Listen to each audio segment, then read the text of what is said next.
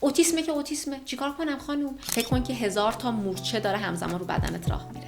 شما میتونی خودتو کنترل کنی؟ دیگه من باهات تمرین نمی‌کنم اگه بخوای اینجوری اذیت کنی. من دیوونم؟ یعنی میخوای بگی من مشکل دارم، من بیمارم، من روانیم؟ خیلی واقعی ترن این بچهای اوتیستیک، یعنی خیلی بیشیله پیلن. این قسمت دروغ گفتن رو بلد نیستن، درکی از کنایه و تعارف و اینا ندارن.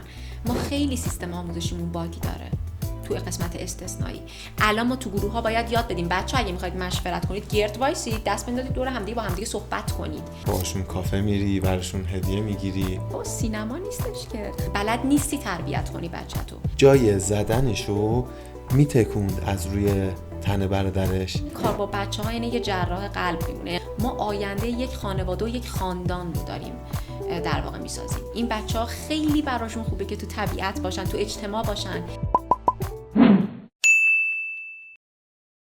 مهسا جان خیلی خوش اومدی به برنامه‌مون. لطفا قبل از این که وارد بحث‌های جدی بشیم خودتو توی 3 کلمه معرفی کن، بعدش هم که دیگه کامل معرفی کن. خیلی ممنونم از اینکه منو دعوت کردین. تو 3 کلمه: مهربون، صبور، سخت کوش. مهسا روحفزا هستم، درمانگر اختلال عصبی تحولی. شما سابقه ورزشی هم داری؟ بله. اولین باری که توپ والیبال رو دستت گرفتی چه حسی داشتی؟ خیلی حس بدی داشتم. چرا؟ به خاطر اینکه تنبل بودم و توپل. خب و یکی از دلایل اصلا ورزش هم همین بود، شروع ورزش. به خاطر همین چون میخواست قانونمند بشه، یعنی اینکه همینجوری با بچه‌ها عادی بازی کنیم و بدو کنیم خیلی برام جذاب بود، اما اینکه در چارچوب قانون و آموزش جدی شده بود خیلی برام سخت بود واقعا. چون خیلی کوچیک بودم. اون لحظه رو یادت میاد اولین باری که توپ والیبال رو دستت گرفتی؟ اون لحظه رو یادمه که اولین بار جدی این قضیه رو شروع کردم. بله. چه حسی داشت؟ ترس. توپ والیبال ترس داشت؟ نه اینکه دارم جدی این کار رو دنبال میکنم و اینکه قوانین سخت بود به نسبت سنم، تمرینات خیلی فشرده بود و با توجه به این قضیه که من کلاً میگم وزنم هم زیاد بود و اصلا به خاطر این قضیه ورزش شروع کردم، خیلی برام سخت بود. واقعا کار آسونی نبود. یعنی فکر کردی که از پسش بر نمیای به خاطر حالا یکی از دلایلش؟ نه این فکر رو نمی کردم، زجر میکشیدم، تمرین میکردم. فهمیدی که الان ریاضت داره و آره. بعد یه سری گشنم میشد، خیلی تشنم میشد، بعد تمرین ساعتهای طولانی و این خیلی برای من سخت. چند سالت موقع؟ 11 سالم بود فکر کنم. 11 سال. خب یکم 11 سالم شروع جدیش بود. یعنی فکر کنم 11-12 سال بودم که وارد تیم شدم.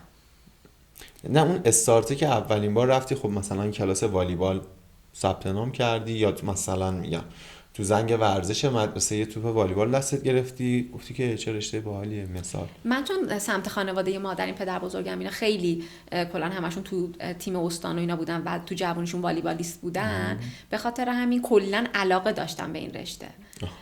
ولی در مورد این قضیه که بخوام توی اون تایم خیلی جدی شروع کنم، نه. یعنی فکر می‌کردم که خیلی بازی و فان و ایناست، فکر نمی‌کردم انقدر سخت باشه. ولی تو لحظه شروع واقعا برام سخت بود. یعنی 11 سالگی اولین باری بود که بله شروع کردم. خیلی جدی شروع کردی. از تحصیلاتت هم؟ کارشناسی ارشد، روانشناسی و آموزش کودکان استثنایی. خب با توجه به اینکه این رشته رو انتخاب کردی و تحصیلاتت رو توش ادامه دادی، میدونم که با بچه‌های بیش فعال، بله، اوتیستیک، بله، و آسپرگر کار میکنی. من این کلمه رو از اول هی گفتم آخرام اشتباه گفتم. همش کلا آسپرگر هم همون بچهای تو طیف اوتیسمن دیگه، اوتیسم خفیفه. میتونی این تفاوت این سه تا رو حالا حداقل برای ما بگی؟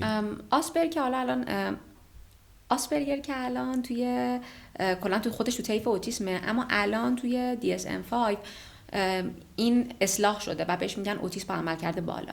ولی کلا اوتیسم سطح خفیف رو بهش میگن، یعنی بچه‌هایی که توی از نظر زبانی گفتار مشکل ندارن، بیشتر توی روابط اجتماعی و قسمت‌های ارتباطی مشکل دارن.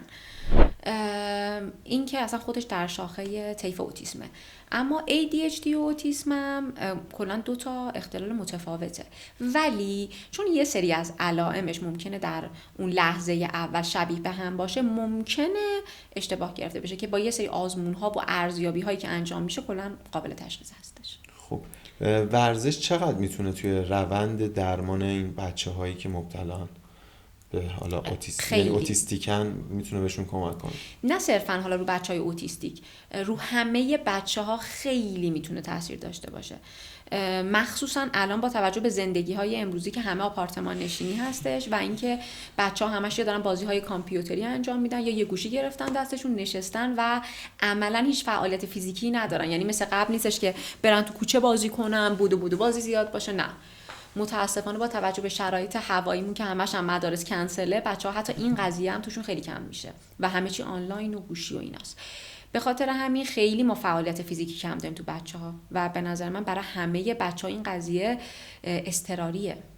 خب همونطوری که مثلا شما فرمودی که برای این بچه‌ها فعالیت‌های حالا فیزیکی خیلی خوبه، این سوال برای من الان ایجاد شد که اگه این بچه‌ها مثلا با آیپد کار کنن، با بازی کامپیوتری خودشونو سرگرم کنن و تایمشون رو بگذرونن، براشون بدتر نیست؟ یعنی این اختلال رو بیشتر نمیکنه؟ خیلی بده، به خاطر اینکه ما الان یه سری از بچه‌هایی که میان اصلا تشخیص اوتیسم رو گرفتن، ولی وقتی میان و ارزیابی میشن و یکم باشون کار میکنیم، بچه‌هایی هستن که بهشون میگن بیبی دیجیتال. یعنی بچه‌هایی که انقدر خانواده در شروع رشد این بچه رو گذاشتن تو مثلا 2 سالگی و اینا همش گوشی دستشون بوده، یعنی اصلا کارتون دیدن برای اینکه حالا خانواده بتونن کارشون رو انجام بدن. این بچه‌های شبه اوتیستیک شدن. یه جور حالت‌های در خودماندگی دارن. چرا؟ چون همش دارن به صفحه گوشی و کامپیوتر اینا نگاه میکنن و باعث شده که ارتباط گیری رو بلد نباشن. و همین قضیه باعث میشه که این بچه‌ها در لحظه اول تو خیلی جاها متاسفانه تشخیص اوتیسم رو میگیرن، در صورتی که اصلا همچین چیزی نیست و خب با کلاسایی که میان اوکی میشه.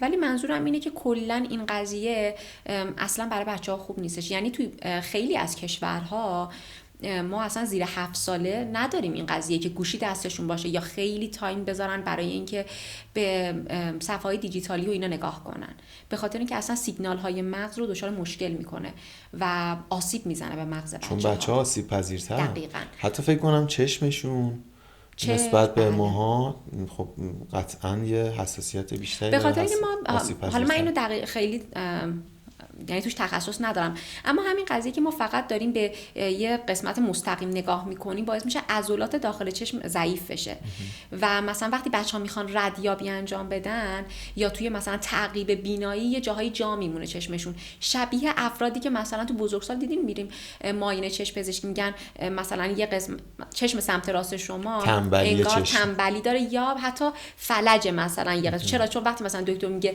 این خودکار رو دنبال کن، نگاه خیلی طول میکشه و ما نمیتونیم سریع این کار رو انجام بدیم.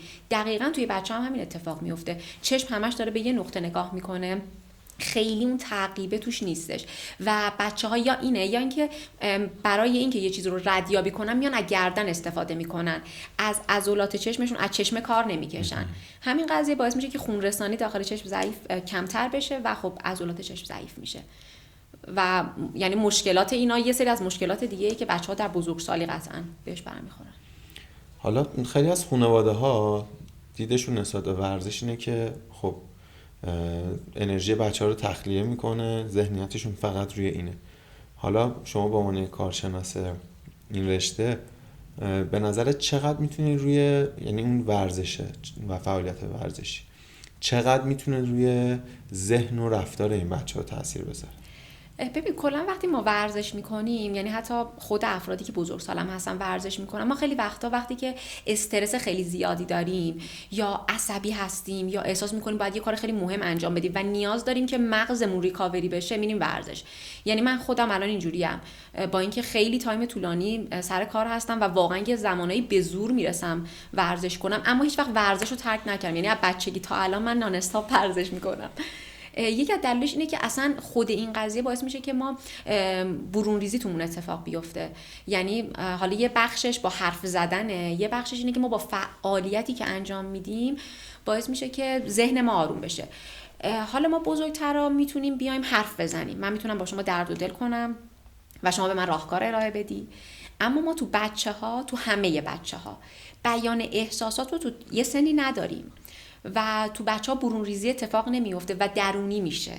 به خاطر همین وقتی اینا ورزش میکنن توی حالا حتی بازی‌های حرکتی، این برون ریزی توشون اتفاق میفته و باعث میشه که خب این بچه‌ها راحت‌تر شب بخوابن، تمرکزشون تو درس خوندن بیشتر بشه و تو بازی‌هایی که توجه تمرکزیه دقتشون بره بالاتر و در نهایت اینکه کارشون رو بتونن بهتر انجام بدن، حس درونی بهتری هم دارن. جدا از این که خب ما تو بچگی نمیتونیم رژیم داشته باشیم و خب وقتی بچه‌ها این فعالیت رو دارن باعث میشه که از بسیاری از چیزا مثل چاقی که باعث دیابت تو بچه‌ها میشه، باعث بسیاری از بیماری‌های تنفسی، عروقی، قلبی میشه، از اینا هم جلوگیری میکنه.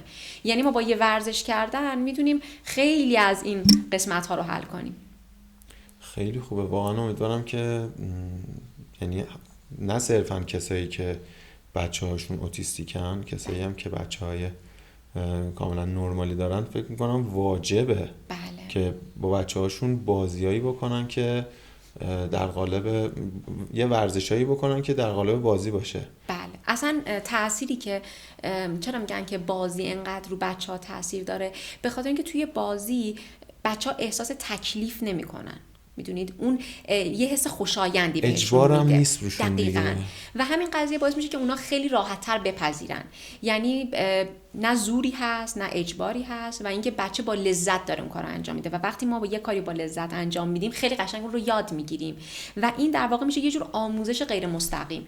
به جایی که من بگم تو باید الان یاد بگیری پاهات رو اینجوری بذاری و بپری، وقتی خودم شروع میکنم با بچه‌ها پریدن رو انجام میدم، چون احساس میکنه یه کار دو طرفه است و با هم داریم انجام میدیم و تعامل شکل میگیره، دیگه این حس استرسه و اینکه وای اگه الان این کارو نکنم مثلا رد میشم، نمرم کم میشه، دیگه بهشون دست نمیده، تکلیف نیستش. به خاطر همین لذتش بیشتره. یکی از روش‌های خاص شما بازی درمانیه. چرا این روش رو انتخاب کردید و اینکه از چه تکنیک هایی توی ورزش با بچه‌ها استفاده میکنن؟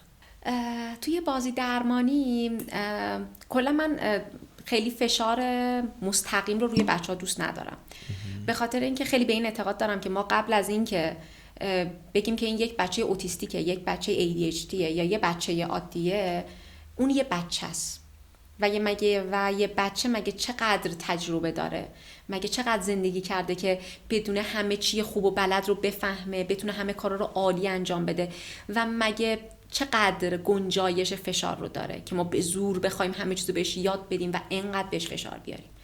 به خاطر همین به شدت اعتقاد دارم به این قضیه که ما با بازی کردن همه چیز رو یاد بدیم به بچه‌ها. تو بازی درمانی یکی از قسمت‌های خوب و جذابش اینه که بچه‌ها همه کارا رو انجام میدن، یعنی همه نوع بازی، ما از بازی نشستنی گرفته تا بازی‌های حرکتی و مهارت‌های ریزو بچه‌ها یاد میگیرن، مهارت‌های درشت رو یاد میگیرن. به طور غیر مستقیم باعث تقویت ماهیچه هاشون میشه، بعد صبرشون میره بالاتر، بچهای منعطف میشن، بچه‌هایی میشن که روابط اجتماعیشون بهتر میشه و در نهایت یاد میگیرن که چجوری باید توی یک گروه همکاری داشته باشن، کار کنن و به یه زندگی سالم برسن. اینا همش تو بازیه ها، ولی یعنی خانواده‌ها فکر میکنن که توی حتی بازیای گروهی که برای بچهای عادی میذاریم، برای بچه‌هایی که مثلا 7-8 ساله هستن میذاریم، فکر میکنن که مثلا قراره فقط اینا توپ بازی کنن، بدو کنن، در صورتی که واقعا اصلا هدف این نیست. هدف اینه که اون بچه، یکی از هدف‌ها اینه که تخلیه انرژی صورت بگیره، ولی هدف اصلی اینه که اون بچه یاد بگیره که مسئولیت پذیر بشه، اون بچه یاد بگیره که چجوری با دوستش همکاری کنه، چجوری بیاد نقاط ضعف دوستش رو کاور کنه، نقاط قوت خودش رو بولد کنه. متاسفانه ما الان بزرگسالانی داریم که توی فکر کنم قبلا هم گفته بودم توی جای دیگه، توی مسابقات فوتبال میبینیم که تنها میخواد بدوه بره گل بزنه. بعد بابا تو هم تیمیت کنارته و میتونی به قشنگی پاس بدی و اونو گل کنه، اما میخواد خودش تموم کننده باشه. چرا؟ چون از بچگی فقط بهش یاد دادن که خودش رو ببینه. ولی ما تو بازی‌های گروهی میگیم ببین بیاید با همدیگه حل مسئله داشته باشید، مشورت کنید، ببینید که تو چی کار میتونی انجام بدی، دوست چی کار میتونه انجام بده. 3 تا کاره، شما 5 دقیقه وقت داری براش این کار 3 تا کار رو تموم کنی. بعد اینو کم کم یاد میگیرم، مثلا به دوستش بگه ببین من مثلا سرعتم بهتره این کارو انجام میدم، تو کارای مثلا محاسباتیت بهتره برو قسمت ریاضی‌ها رو انجام بده، تو کارای ظریفت بهتره برو نحو مهره رو انجام بده. یعنی هم میاد خودش رو نقاط قوت خودش رو بیان میکنه، هم میاد میگه که ببین نقاط قوت تو هم اینه. یاد میگیرن هم دیگه تعریف کنن که ما متاسفانه الان این قضیه رو خیلی کم داریم، اینکه از زیبایی‌های هم دیگه، از مهارت‌هایی که دوستامون دارن تعریف کنیم. یاد گرفتیم فقط خودمون رو ببینیم. حسجویی کردن رو یه خورده توش ضعفه. این قسمت خب خیلی کمک میکنه. میگم نه فقط حالا صرفا به زندگی توی اجتماع بچه‌ها، به زندگی شخصیشون، اینکه یاد بگیرن قدردان باشن، مسئولیت پذیر باشن و اینکه سر انتخاب‌هایی که میکنن بمونن. من الان این بازی انتخاب کردم که این بازی رو انجام بدم، باید این بازی رو تموم کنم، به نحو احسن انجامش بدم و برم سراغ کار بعدی. نمیتونم همزمان عوض کنم، اینو انتخاب کنم بعد که من آوردم بگم نه من اینو نمیخوام بازی کنم. خب این یعنی اگر ما این قسمت رو پرورش بدیم و اصلاحش نکنیم، میشه فرد بزرگسالی که انتخاب میکنه 2 روز بعد میگه من انتخاب نکردم، چیکار کنم، نمیخوام، دقیقاً، و اصلا میزنه زیر کاسه کوزه همه چی، کلا مسئولیت رو ازش شونه خالی میکنه. این قسمت خب خیلی بده. ولی بچه‌ها از این ریزا رو یاد میگیرن کم کم که سر انتخابشون بمونن، مسئولیت شخصیتشون شکل میگیره دیگه. دقیقاً. حالا چرا انقدر تاکید میشه از زمان کودکی شروع بشه؟ به خاطر اینکه خب وقتی بچه‌ها کوچیکن یک سری از رفتارهاشون بیشتر حالت آزمون و خطاه، داره امتحان میکنه که اگه این کارو انجام بدم چه ریاکشنی میبینم. اگه مثلا من ظرف رو بشکونم مامانم عصبانی میشه یا خوشحال میشه، چون هنوز اونقدر احساسات رو نمیشناسن. پس میان آزمون و خطا انجام میدن. حالا وقتی یکم بزرگتر بشه دیگه از مرحله این کارو انجام میدن میونه کلمه. خیلی از بچه‌ها بله، چون نمیدونه که میخواد ریاکشن رو ببینه، میخواد ببینه که اگر این کار بد رو کنه قراره چه ریاکشنی ببینه، چه نتیجه‌ای دوباره این کار انجام بده یا نه، حالا اصلا ارزشش رو داره من دوباره این کار انجام بدم یا نه. ولی حالا خیلی وقتا به خاطر رفتارها و بازخوردهایی که خانواده‌ها دارن، این رفتارها تو بچه‌ها تثبیت میشه و بچه‌ها شرطی میشن به این رفتار. اون موقع که یه ذره حالا دیگه بزرگتر بشه دیگه از اون حالت عادتهای ریز تبدیل میشه به شخصیت اون فرد. به خاطر همین اینقدر تاکید میشه که از کوچیکیش سعی کنید این قسمت‌ها رو حل کنید. نذارین به یه زمانی برسه که مثلا بچه من یه نوجوان شده با یک عالمه مشکلات رفتاری، بعد حالا ما کاسه چه کنم دست بگیریم. یه چیز دیگه هم که به نظر من توی بچه‌ها کمک میکنه اینه که همه چیز خیلی ساده است. یعنی توی ساده ترین حالت میتونید یه آموزش هایی رو به بچه بدید که باعث بشه تکرارش شخصیت اون بچه رو شکل بده. دقیقاً توی بازی درمانی ما قرار نیستش که هر لحظه بازی رو عوض کنیم یا هر جلسه یه بازی متفاوت بیاریم. قراره که بچه‌ها یاد بگیرن تکرار خیلی مهمه. بچه‌ها تو خونه از تکرار خسته میشن، خیلی طبیعیه ها، ولی تو کلاسای بازی از تکرار خسته نمیشن، چون براشون جذابیت داره، چون هی احساس میکنن چقدر دارن توانمندتر میشن نسبت به این کار.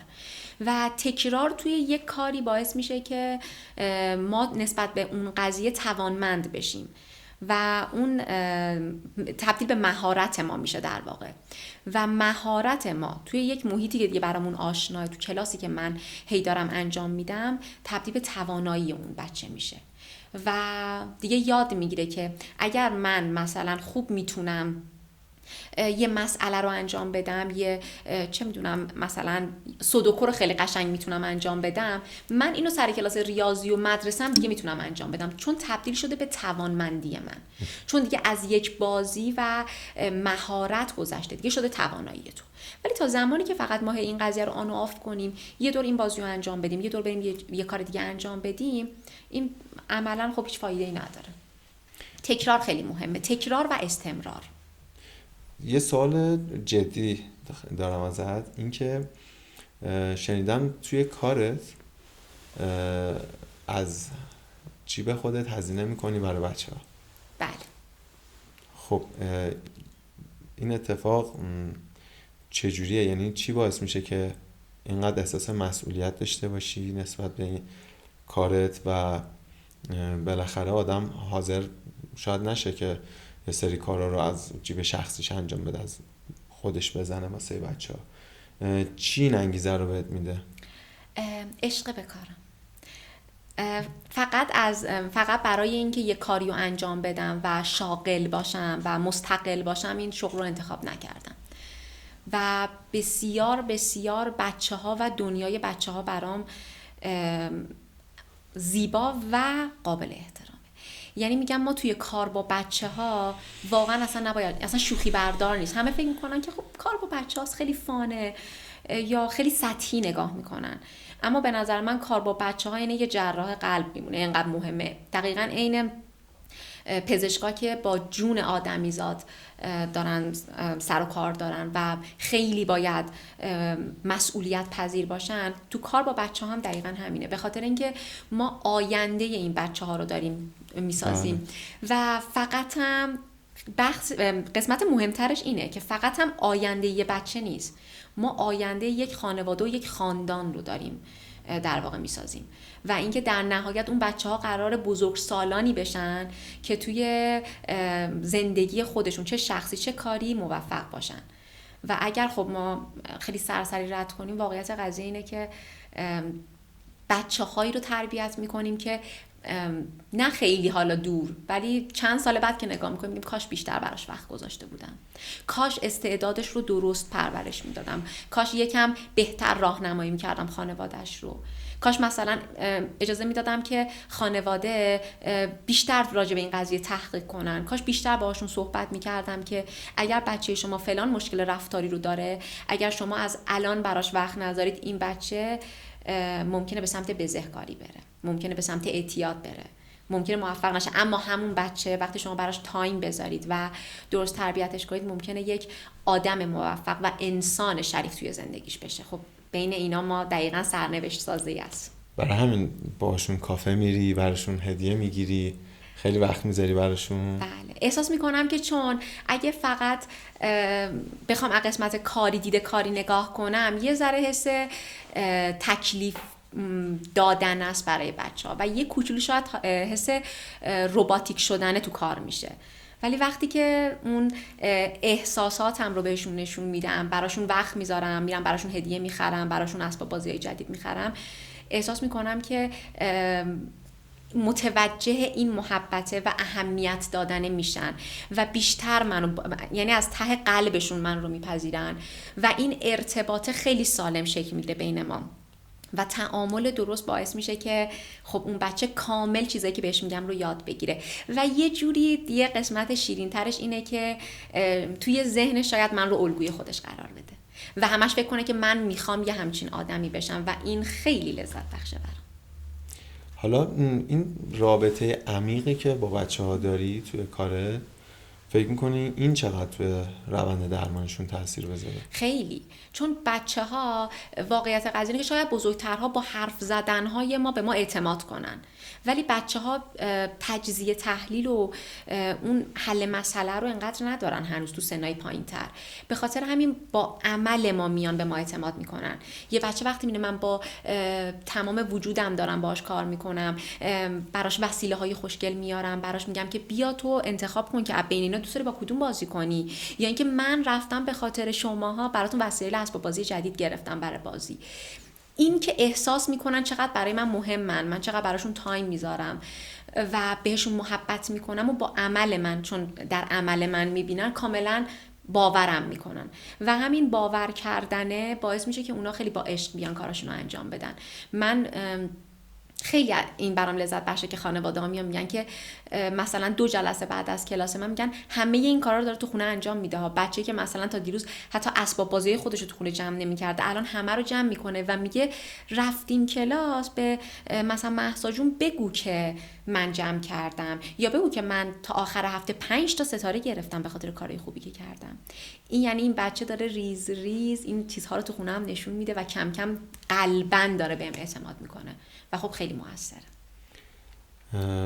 حالا به نظرت خانواده ها ممکنه چه اشتباهاتی توی تربیت و توی درمان بچه هاشون داشته باشن؟ یکی از بدترین قسمت‌های قضیه اینه که خانواده‌ها تا می‌بینن که بچه‌شون مثلا یه کوچولو بهتر شده از نظر رفتاری، میگن که خب اوکی شد دیگه، برای چی دیگه بازی درمانی بره، برای چی من برم هزینه این همه هزینه کلاس و پول مثلا خرج کنم براش، خب همونو خودم هم تو خونه انجام میدم.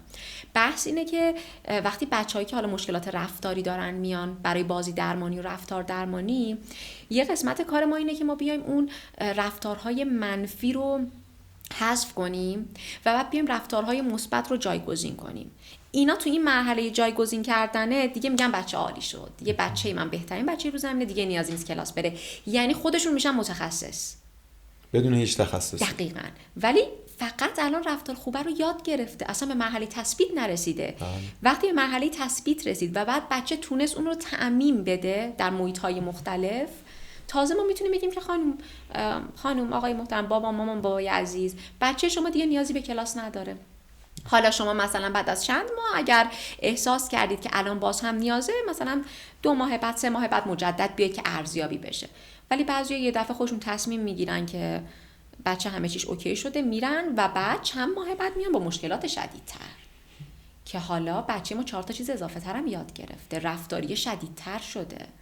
چرا؟ به خاطر اینکه خب به اون مرحله تثبیت نرسیده، بچه‌ها هوشیارتر میشن، آگاهتر میشن، راه‌های مخالفت بیشتری رو یاد میگیرن، پیچوندن‌ها قوی‌تر میشه، به قول اون هوش سیاه تقویت میشه. دقیقاً. یه چیزی که من حالا چون تجربه کار با یه پسر اوتیسمی رو داشتم، من حس کردم مثلا خانواده‌اش نمیخوان قبول کنن که حالا من بهش میگم اختلال، که این اختلال رو داره بچهشون و بچهشون اوتیستیک. و حالا به نظرت چی باعث این میشه؟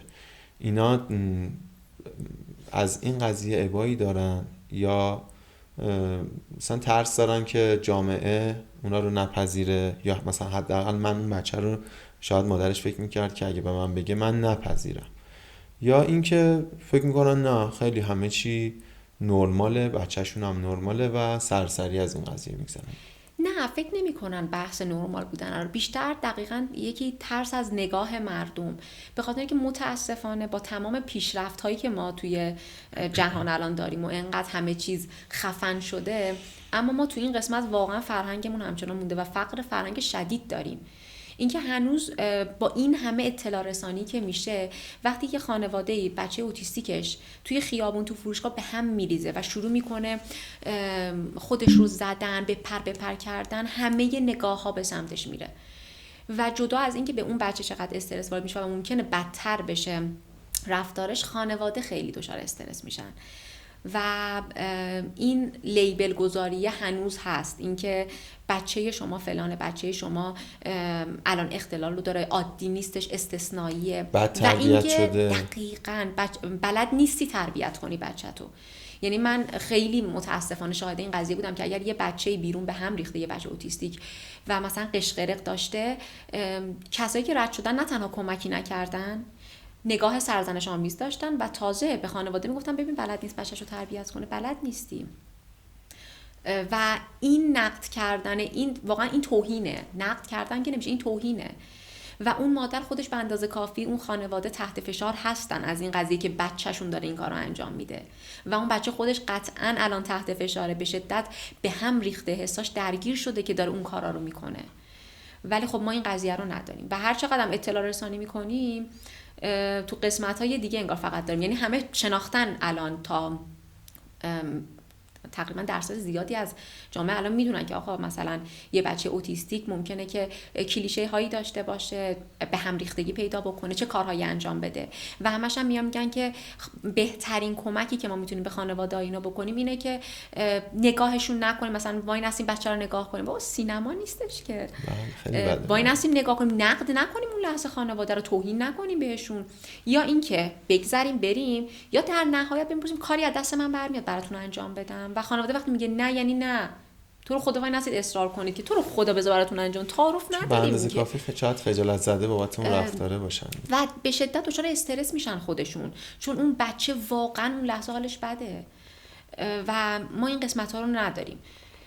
توی حالا من خیلی از خانواده بچه هام این قضیه رو میبینم که خیلی تنها میشن این خانواده ها، یعنی واقعا خانواده هایی که بچه های خاص دارن به شدت به سمت انزوا دارن میرن، چون نه تنها حالا جدا از فامیل، جامعه نه تنها درکی نداره، نه تنها همدردی که اصلا هیچی نمیشه کرد، نه تنها حتی همراهی ندارن، بلکه بیشتر باعث فشار و اذیت خانواده ها میشن.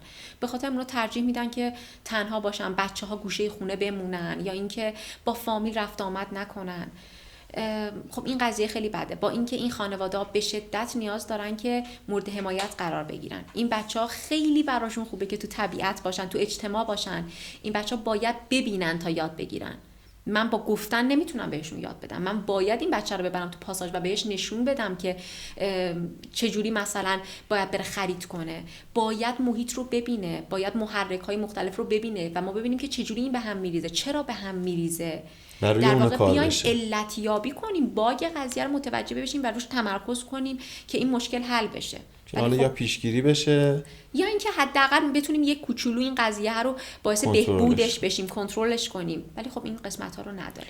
یه سوال، اینایی که حالا اون بچه‌هایی که اوتیستیکن و اون لحظه به هم میریزن، یه رفتاری از خودشون سر میزنه، اینا اون لحظه خودشون متوجهن که دارن و میخوام ببینم که متوجهن و نمیتونن کنترلش کنن، یا اصلا اون لحظه از دستشون در میره، متوجهش نیستن، بعدش که تذکر بهشون داده میشه تازه متوجه میشن. چون من شاگردم اگه اشتباهی میکرد بهش میگفتم این کارو نباید بکنی دیگه، این کارو نکن، اگه این کارو کنی، چون اصلا مادرش به من گفته بود که اصلا از این روش استفاده، مثلا گفتم که دیگه من باهات تمرین نمی‌کنم اگه بخوای اینجوری اذیت کنی. چون یه برادری داشت، یهو شروع میکرد برادرشو مثلا یه سیلی به برادره میزد یا داد میزد سر برادرش، حالا رفتارهای این چنینی، و یهو شروع میکرد از من معذرت خواهی کردن، خودشو جمع جور میکرد، انگار یه تلنگری بهش میخورد. حالا من اصلا خشونت به خرج نمیدادم، یه کوچیک جدی میشدم و شاید تا آخر اون روز اون کلاسمون یک ساعت و خورده‌ای بارها میومد میگفتش که ببخشید، منو بخشیدین و اون لحظه یه حس ناراحت کننده ای بود دیگه که طرف خب شاید نمیخواد این رفتار رو کنه ولی ازش سر میزنه. قطعاً خواسته آگاهانه و از طریق خواسته قلبیشون نیستش که بخوان این کار رو انجام بدن، یعنی واقعا آگاهانه نیست، انتخابی نیستش. یه کتابی هستش، حالا اسمش الان دقیقاً یادم نیست، فکر کنم دلیل پریدنم هستش، که یه نوجوان اوتیستیک ژاپنی نوشتتش اگر اشتباه نکنم. بعد توی اون کتاب میگه که وقتی ما به هم میریزیم شما فکر کن که 1000 تا مورچه داره همزمان رو بدنت راه میره، شما میتونی خودتو کنترل کنی؟ نمیتونی. یعنی یه بیقراری شدید دارن. ببینید چون اینا تقریبا همشون عدم یک پارچگی حسی دارن، یعنی حساشون مثل من و شما نوعی کار نمیکنه. یه دفعه یه محرکی ممکنه بیش از حد به این وارد بشه و این احساس این به هم ریختگی به خاطر مثلا خیلی از بچه‌هایی که از نظر خیلی تخصصی میشه این قسمت رو من توضیح بدم.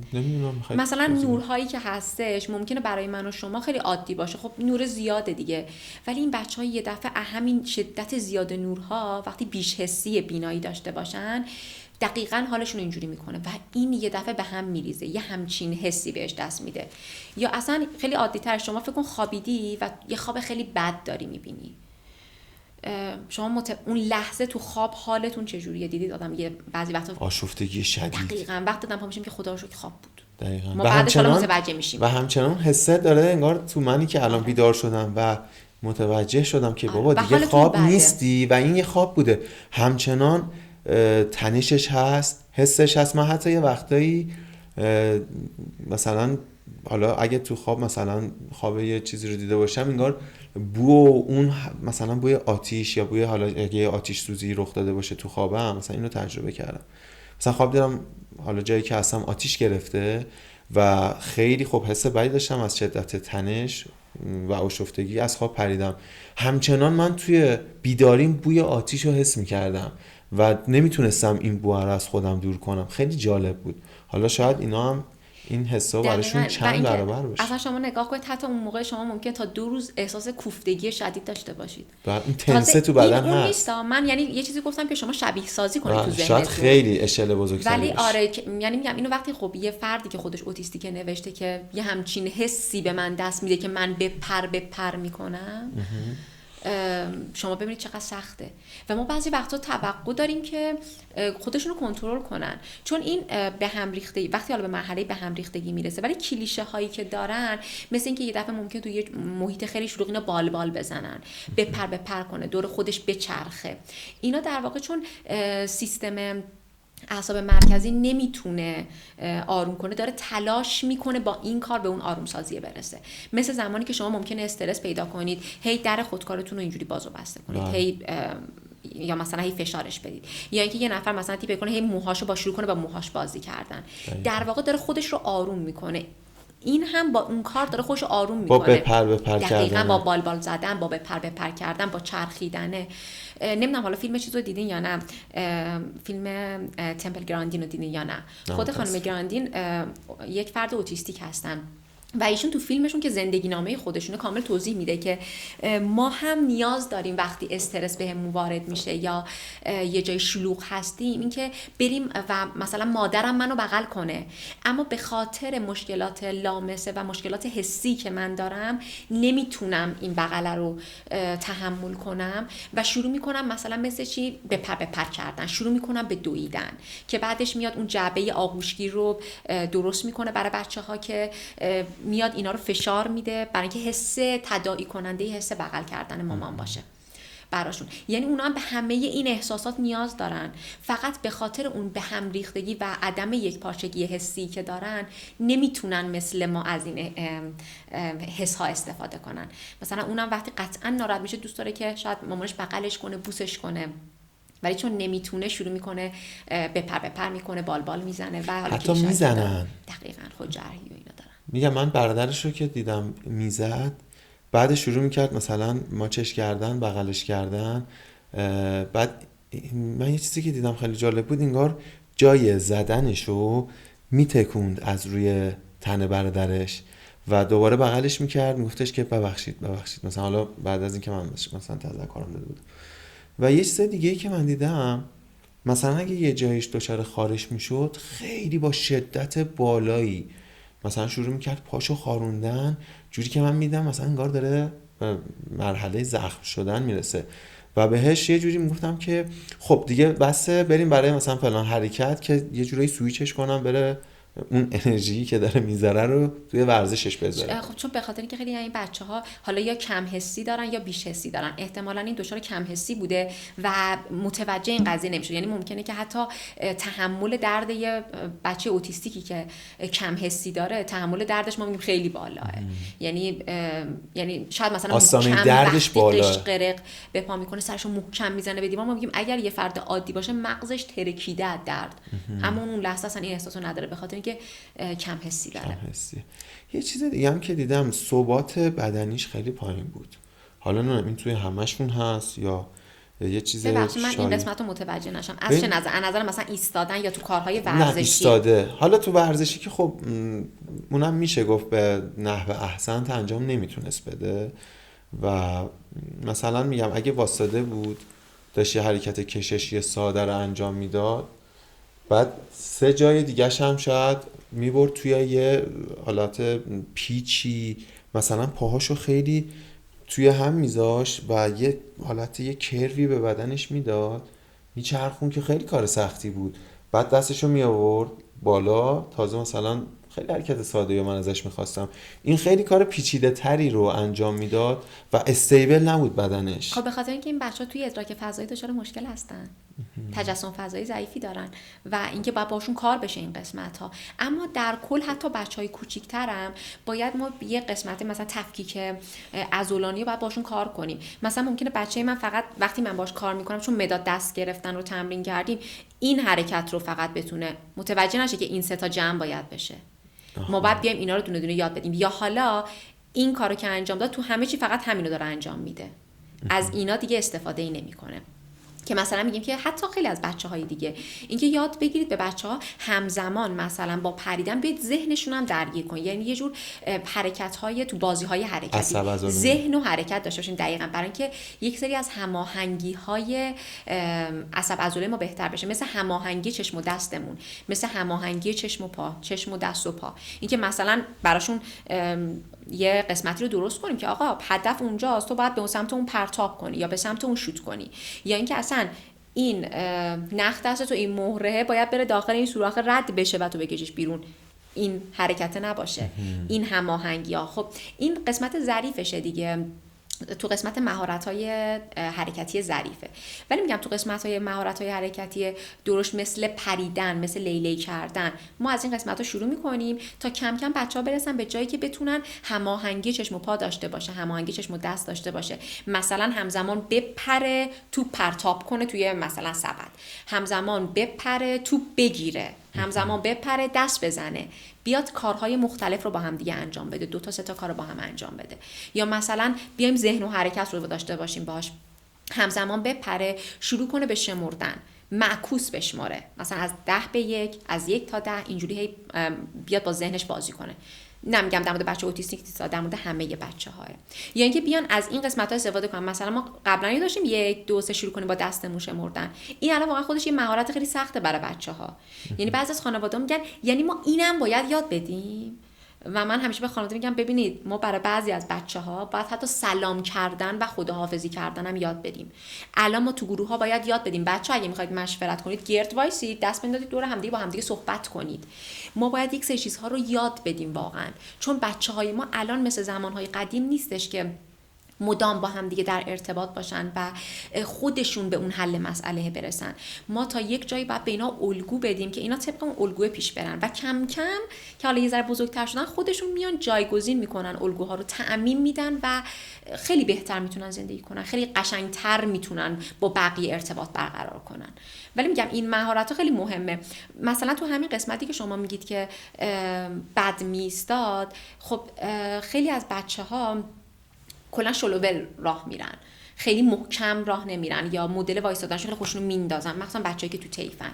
خب برای این بچه‌ها یه سری از ورزش‌ها خیلی خوبه، مثل شنا، مثل رو تردمیل راه رفتن، بدن اینا رو شق و رق میکنه، چون این قسمت‌ها خیلی مهمه. حالا ما شاید فکر کنیم یه چیزه حالا اینجوری راه بره، حالا چیز مهمی نیستش، ولی خب این بچه بعدن دچار کمر درد میشه، گردن درد میشه، ستون فقرات اصلا تغییر شکل میده دیگه. شما خودتون حرفه‌ای هستین تو این قضیه، متفاوت میشه بدنشون و لازمه که ما یه سری از کارها رو، یه سری از ورزش‌ها رو تو کودکی انجام بدیم که نیاز نباشه به حرکت‌های اصلاحی در آینده دچار ناهنجاری نشن. دقیقاً.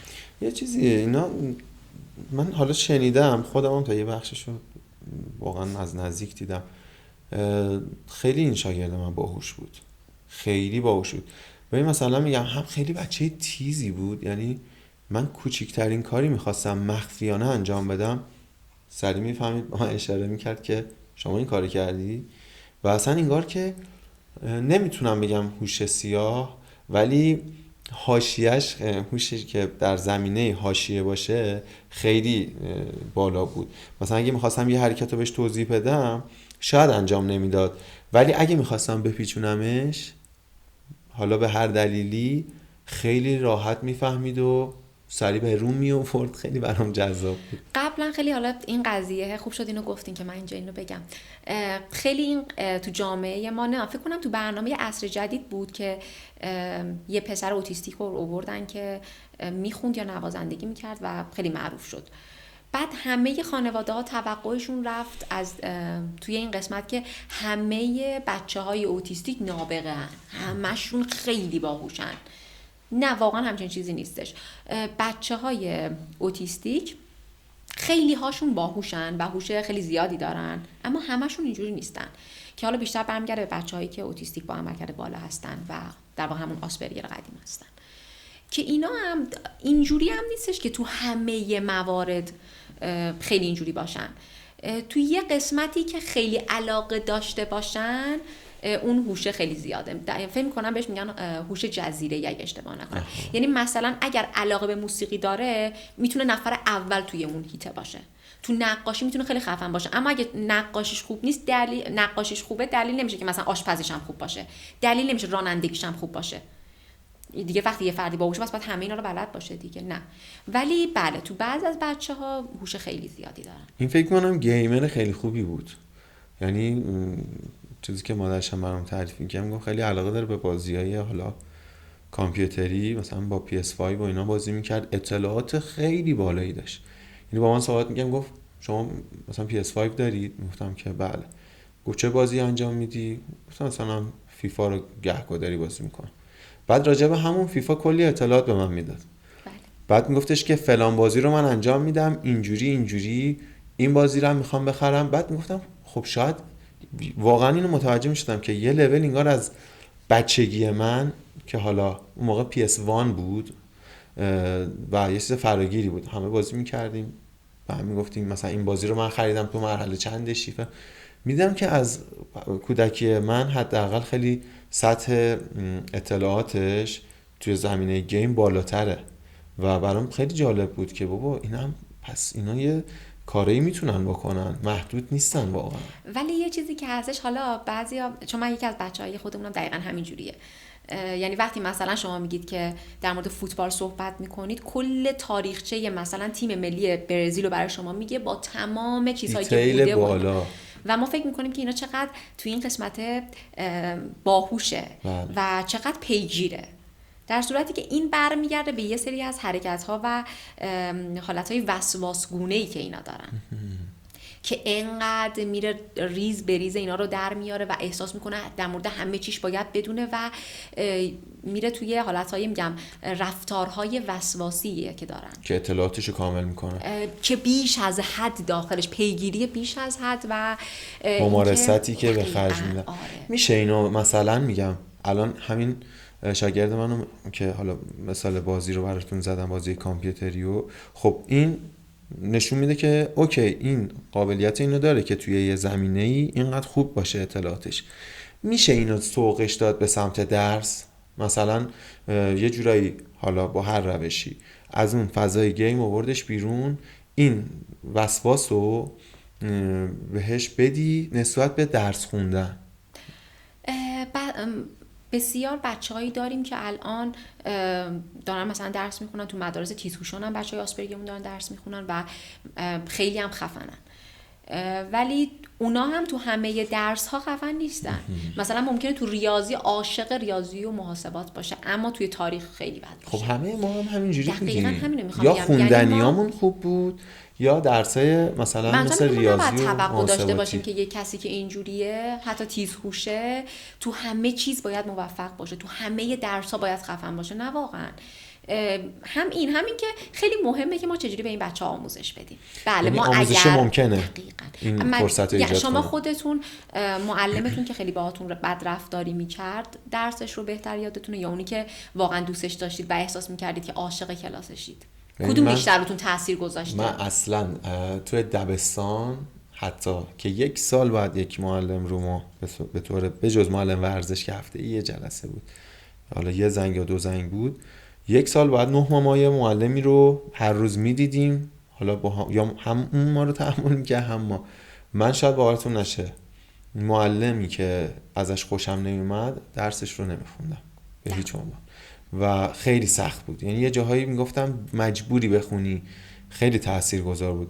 ولی خب تو دانشگاه هم همین سیستم اخلاقیمو داشتم، میرفتم از یه استاد خوشم نمیومد درجا میومدم سری درسش رو حذف میکردم که دیگه نخوام این استادو ببینم.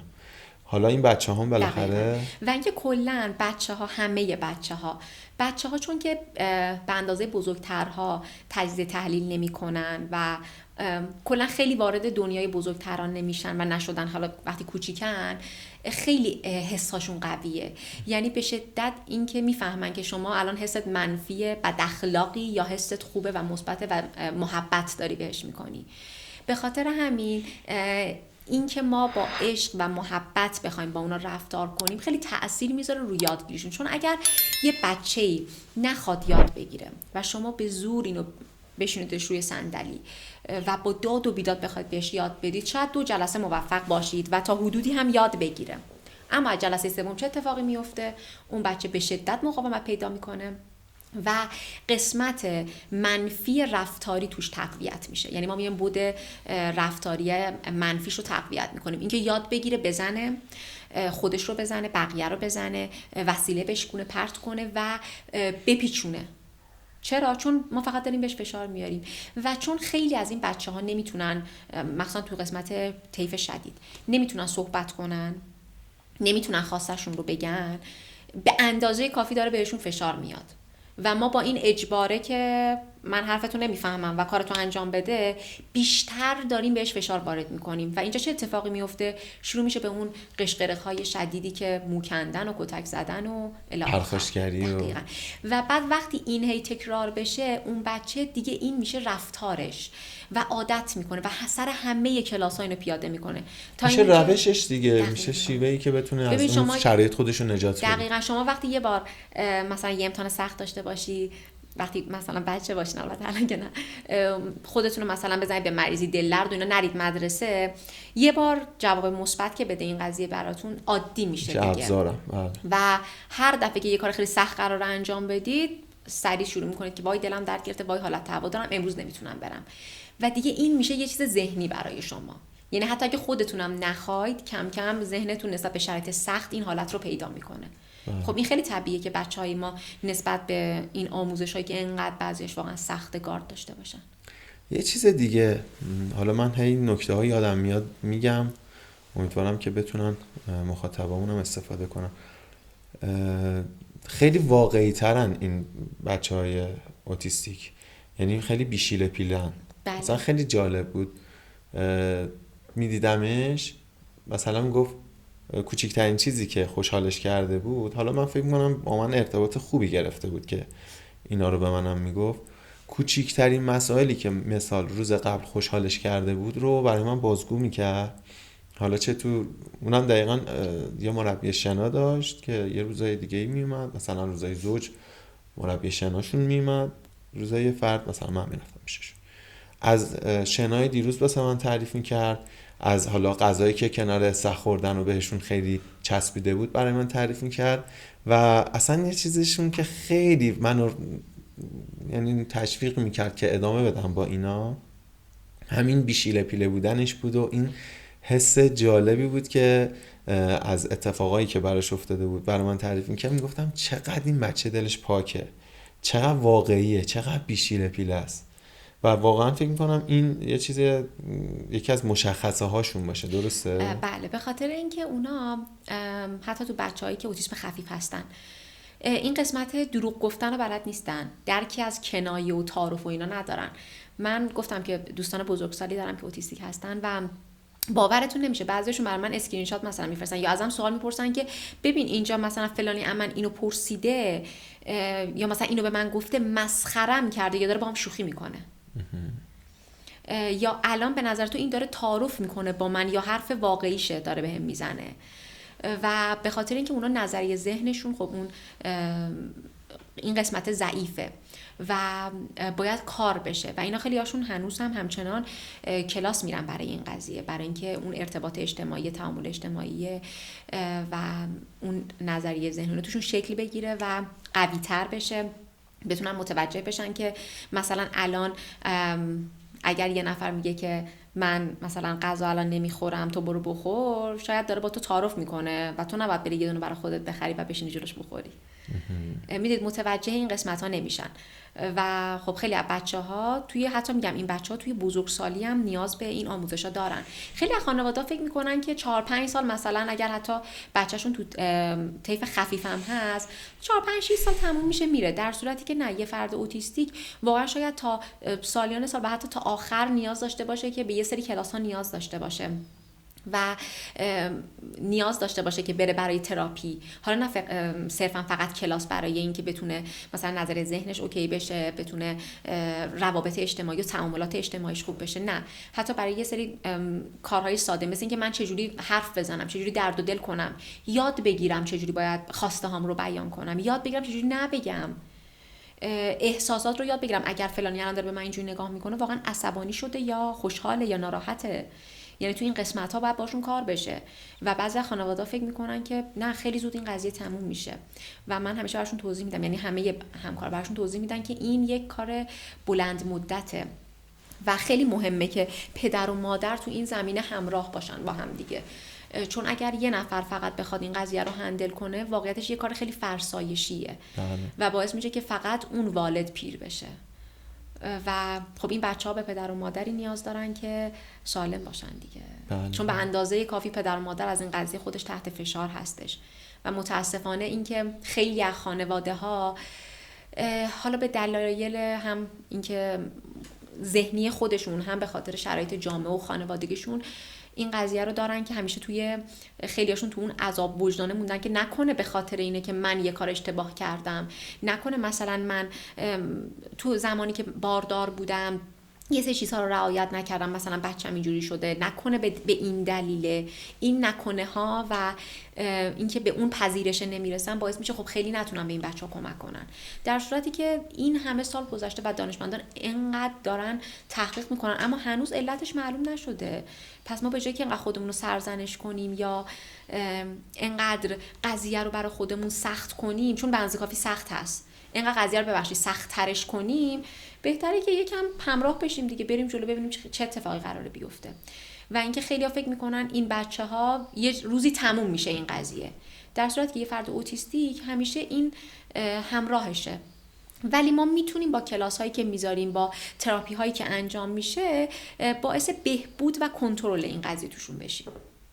واقعا به نظر من خود آدمای نرمال، آدمای عادی هم نیاز به این مراقبت ها دارن. یعنی شاید مثلا به یه سری آدما میگی که من مثلا با تراپیست وقت دارم، مثلا باید صحبت کنم، یه ذهنیتی رو میگیره، میگه که یا فکر میکنه تو خیلی با کلاسی که داری مثلا به خودت اینقدر اهمیت میدی، بعد مثلا پیش خودش حسی بهش دست میده، یا میگه که به این آدم مشکل داره و این فرهنگ به نظر من جا نیفتاده. نه متاسفانه. و توی بچهای اوتیستیک شاید این چند برابر نیاز باشه که ادامه دار باشه و سالیان سال باید این اتفاق بیفته. و صبور بودن خانواده تو این قضیه خیلی مهمه، چون پیشرفت این بچه‌ها خیلی مورچه‌ایه و شاید مثلا بعد از 1 سال که بیان بچه‌شون رو مقایسه کنن متوجه تغییرات بشن و واقعا مثلا با 1-2 ماه قرار نیست به نتیجه خیلی عالی برسن. اتفاقا من همین چند وقت پیش داشتم به یکی از دوستان خودم میگفتم که ببین تو واقعا الان نیاز داری که بری تراپی و خیلی خوبه، خیلی کمکت میکنه، چون یه عزیزی رو از دست داده و خیلی حالش بد بود. و فکر میکنید به من چی گفت؟ گفت من دیوونم؟ یعنی میخوای بگی من مشکل دارم، من بیمارم، من روانیم؟ یعنی نیم ساعت داشت اینا رو ریپیت برای من تکرار میکرد و نمیدونم چرا افراد فکر میکنن اگر قراره مثلا برن تراپی واقعا یه مشکلی دارم. بابا فقط قراره بری حرف بزنی و اگر نیاز بود تو یه دارویی مصرف کنی که این در واقع یه تسهیلگره، به بدن تو کمک میکنه تو کمتر استرس داشته باشی. اگه تو خوابت مشکل داری باعث کمکت میکنه که بهتر بتونی بخوابی و 1000 تا چیز دیگه. به نظر من این خیلی کمک میکنه ما زندگی راحت تری داشته باشیم. نمیدونم چرا انقدر همه نسبش گارد دارن. یه ارزیابیه دیگه. شما ماشینتون هم ممکنه هر چند وقت یه بار نیاز به یه ارزیابی داشته باشه و اصلا شاید گلوگیای خونتون هم نیاز به این داشته باشی که بابا شما مثلا هر چند وقت یه بار یه ارزیابی بکنی، یه هرسی بکنی، یه خاکش رو عوض کنی، یه اصلاحایی بکنی، اصلاحاتی رو انجام بدی که پیشگیری کنی از اون اتفاق بدتره. دقیقاً این میمونه که شما بگید که من برچه دارم آزمایش بدم، مگه من بیماری دارم؟ مگه من الان قلبم مریضه؟ مگه بیماری خاصی دارم که باید برم نه، تو قراره بری ببینی که آقا چه میدونم چربیت بالا نباشه، فشار خون نداشته باشی، مشکلی بر پیش نیومده باشه و الی آخر، برای اینکه دقیقاً اگر خدای نکردم اتفاق افتاد بتونی پیشگیری کنی، زودتر بفهمی. چرا باید برسیم به این قضیه که حتما اتفاق بیفته بعد بریم دنبال راهکارش؟ دقیقاً. یه سوال خیلی سخت ازتون بپرسم. ممکنه یه روزی از این کار خسته شی و بخوای این کار رو کنار بذاری یا اصلا همچین چیزی رو نمیبینی تو خودت؟ فکر نمی کنم اصلا به این مرحله برسم، چون من تو سخت ترین شرایط شروع کردم. یعنی خیلی شروع کارم خیلی سخت بود و به نظرم اگه میخواستم جا بزنم یا خسته شم قطعا از اون موقع شروع کردم. ولی انقدر این کلن دنیای بچه ها انقدر پاکه، واقعیتش آدم بهش اعتیاد پیدا میکنه. یعنی من واقعا یه هفته بچه ها رو نمیبینم اصلا احساس میکنم یه چیزی تو زندگیم کمه و انقدر عادت کردم که با این بچه ها باشم، انقدر به اون محیط ساده و پاکشون عادت کردم که واقعیتش یه ذره کار با بزرگترها با بزرگسالان برام سخت شده. دقیقاً من اینو لمسش کردم واقعا. اون زمان انقدر میگم قبلش هم بهش اشاره کردم، انقدر این بچه ها دنیاشون پاکه که واقعا من مثلا هر جلسه بغلش میکردم، فشارش میدادم، گفتم قربونت برم اینقدر تو خوش تیپی. مثلا یه تیپایی میزد میومد مثلا باشگاه، یه تایمی هم من میرفتم منزلشون و واقعا دوست داشتنیه، واقعا آدم دوستشون داره. خیلی سخته کار باهاشون، واقعا سخته. من با یکیشون کار انجام میدادم واقعا سخت بود و واقعا مسئولیت سنگینی داره، چه برسه به شما که دارید با یه تعداد زیادی از اینا کار میکنید. ولی عشقشون متفاوته و امیدوارم همه کسایی که توی این حیطه کار میکنن به این عشق برسن، یعنی بتونن لمسش کنن، فقط از روی این که به چشم بیزینسی نگاه کنن نباشه. چون متاسفانه ما داریم این قضیه رو که خیلی هم میگن درآمدش خوبه یا بیزینسی بهش نگاه میکنن، اما تو کار با بچه ها این واقعا اولویت نیست. نه خیلی بده. درسته قطعاً بود مادی هم خیلی مهمه، اما اینکه ما توی کار با بچه ها فقط به بیزینس فکر کنیم یا بخوایم اصلا با این دید بهش وارد بشیم هیچ وقت موفق توش نخواهیم شد. من میدونم که خب شما مثلا تایم خیلی طولانی از روزو با این بچه ها سپری میکنید. توی روحیه خودتون، توی سیستم خودتون چه تأثیری گذاشته؟ مثلا آیا تأثیری داشته؟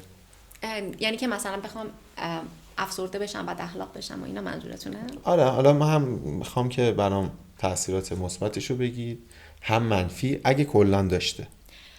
کلن من به همه میگم زندگی من از قبل از این بچه ها با بعدش کلن 2 متفاوت میشه. مهسای قبل از آشنایی با این بچه ها، دقیقاً مهسای بعدش، چون من به شدت آدم کلا خیلی هیجانی و زودجوشی بودم، مخصوصا زمانی که کلا توی ورزش حرفه‌ای بودم، تو مسابقات بودم، خیلی اینجوری بودم. یعنی اگر مثلا چون من لیبرو بودم، بعد اگه یه توپیو من با بدبختی جمع کردم از رو زمین و این خراب میشد و من بلا استثنا بعد از مسابقات و فینال و اینا اصلا خروسک میشدم و بعضی وقتا تا 2 هفته اصلا صدا نداشتم. انقدر من جیغ و داد میکردم و انقدر هیجاناتم زیاد بود و کلن بعد از آشنایی با این بچه ها شدم به یک آدم به شدت صبور. به شدت صبور خوبه، نه صبور بدی که دیگه مدل بیخیال. آره بیخیال، نه صبوری که یعنی واقعا صبر میکنم برای این قضیه. چون من اگر بخوام خیلی تو این قضیه همش فکر این باشم که زود انجام بشه خودم خسته میشم، چون میگم ای بابا این مثلا 2 ساله داره این بچه من شاگرد منه، پس چرا به اینی که من میخوام نمیرسه؟ ولی من دیگه این قسمت رو ندارم و خب این خیلی کمک کننده بوده. مخصوصا حالا یه قسمتش توی حیطه کاریه، یه قسمتش تو زندگی شخصیه. این که خب انقدر صبور شدم به نظر خودم خیلی حالم بهتره. و اینکه کلا دنیا متفاوت شد. قبلا خیلی من زندگی رو سخت‌تر می‌گرفتم، فکر می‌کردم خیلی، یعنی یه جور چیز داشتم، مدینه فاضله داشتم تو ذهنم، خیلی آرمانی دنیا رو می‌دیدم. ولی بعد دیدم نه، دنیا خیلی میتونه سخت باشه و خیلی میتونه یه جایی بد باشه واقعیتش. و یه استادی بود که من اولین بار که با ایشون صحبت کردم در مورد این قضیه، من خیلی ناراحت بودم و با گریه رفتم پیشون و گریه میکردم که چرا یه بچه باید اینجوری باشه؟ مگه این بچه خب چند سالشه که انقدر باید سختی بکشه؟ چرا خدا این کارو میکنه؟ بعد من گفتم ببین مهسا، تو با یه گل بهار نمیشه. تو نمیتونی کل دنیا رو درست کنی و تو نمیتونی ببخشید همه بچه ها رو به بهترین شکل ممکن مثلا بهشون آموزش بدی و خیلی خفن کنی. و حتی ممکنه یه جاهایی واقعا حتی تأثیری نداشته باشی، هیچ منفی هم تأثیرت باشه، حضورت. ولی به این فکر کن که تو میتونی کاری کنی که شرایط زندگی این بچه ها بهتر بشه. و این حرفش خیلی منو تکون داد، یعنی به حدی روم تأثیر گذاشت که احساس کردم قرار نیست من یک بچه‌ای رو خوب کنم، قرار من شرایطش رو بهتر کنم. و همین قضیه باعث شد که انقدر کمالگرا به هر چیزی نگاه نکنم و یکی هم که خیلی به بچه‌ها فرصت میدم، چون احساس میکنم خیلی از این بچه‌ها شاید توانایی‌هاشون اینجا باشه ولی خودشون رو اینجا نشون میدن. چرا؟ چون تامین دهیشون ضعیفه و خیلی بهشون فرصت میدم که با هم ارتباط بگیرن و اون توانایی واقعی رو نشون بدن. و همین قضیه باعث شده که در مورد آدم‌های اطرافم هم اینجوری باشم. خیلی به آدم‌ها، به دوست‌هام، به حتی خانواده‌ام این فرصت رو همیشه میدم که حرفاشون رو بهم بزنن. به خیلی از دوستانم این قضیه رو حواسم هستش که قرار نیست من تو 2 ساعت، 2 روز، 2 ماه یک آدم رو کامل بشناسم و قرار نیست اون آدم رو تغییر بدم، ولی قراره کاری کنم که در کنارش زندگی بهتری داشته باشم، لحظات خوبی رو با هم داشته باشیم. و این خیلی میگم کمک کننده بوده برام. بسیار از بچه‌ها ممنونم. میگم واقعا یه جاهایی خدا رو شکر میکنم که منو تو این مسیر قرار داد و خدا رو هزاران بار شکر که تونستم از این بچه‌ها یاد بگیرم، چون واقعا یه جاهایی اونا به نظر من کسایی که دارن یاد میدن اونا انما، چون اینکه انقدر با سختی اون بچه هر روز میاد و این کارهای سخت رو انجام میده، انقدر تلاش میکنه و کم نمیاره، به نظر من واقعا قابل ستایشه. و خانواده هاشون که از این پیشرفت‌های ریز اینا خسته نمیشن و تحمل میکنن و استمرار دارن تو این کار. من خیلی از اینا سخت کوش بودن رو یاد گرفتم.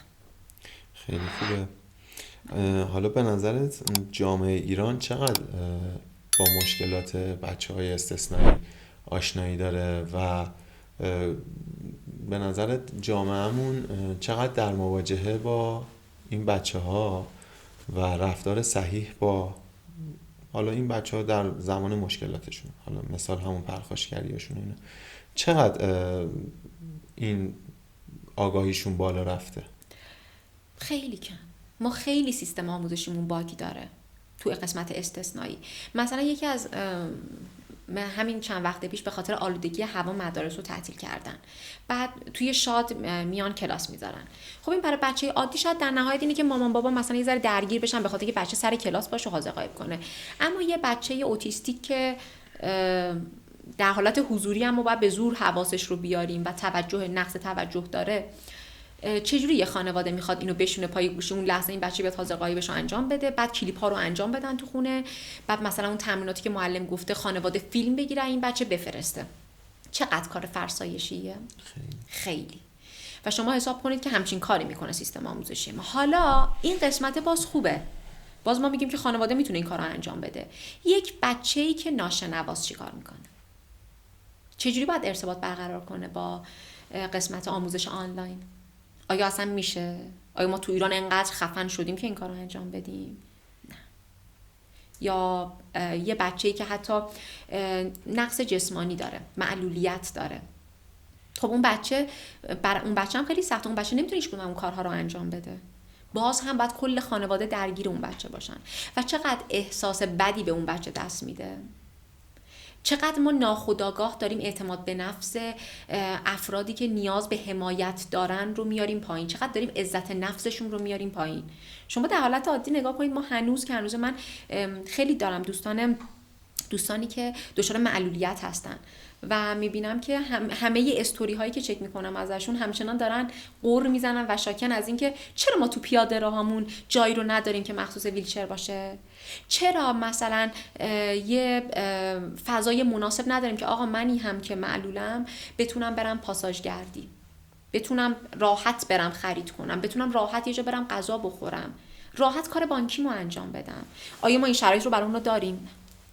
ما خیلی تو سیستم آموزشیمون و کلا در سیستم شهری کشوریمون تو این قضیه خیلی باگ داریم. ما متاسفانه کتاب‌هایی که برای بچه‌های استثنایی هم، بچه‌های اوتیستیک کتابشون با بچه‌هایی که مثلا معلولیت‌های دیگه دارن، ناشنوا هستن، نابینا هستن یا معلول جسمی هستن، هیچ تفاوتی نداره یا کم توان ذهنی هستن.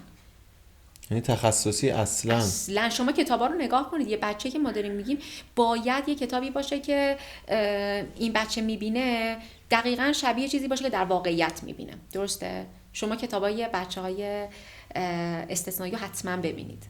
یه یخچالی مثلا عکس یخچال گذاشتن، یه یخچالیه که من خودم همچین یخچالی ندیدم، مثلا یه یخچال کوچولوی قرمز اون تهه، یا یه دونه مثلا تلویزیونی که فکر می‌کنم زمان مادر بزرگای ما استفاده می‌شه، که اصلا بچه الان امکان نداره اون تلویزیون. ما باید بهش بگیم این تلویزیونه، این یخچاله.